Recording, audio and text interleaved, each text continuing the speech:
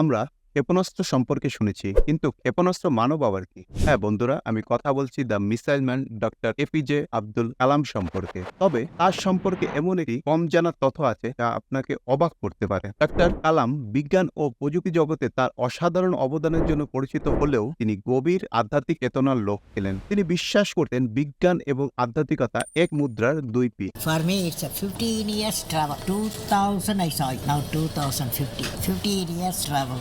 Beautiful spiritual journey.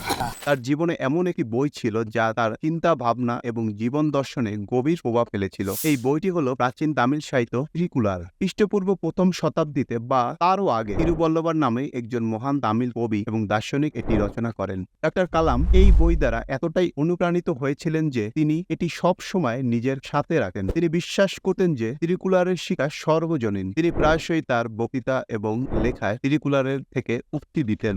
Doctor কালাম একবার বলেছিলেন, আমি যখন ত্রিকুলার পড়ি তখন আমি শান্তি এবং দিক নির্দেশনা পাই।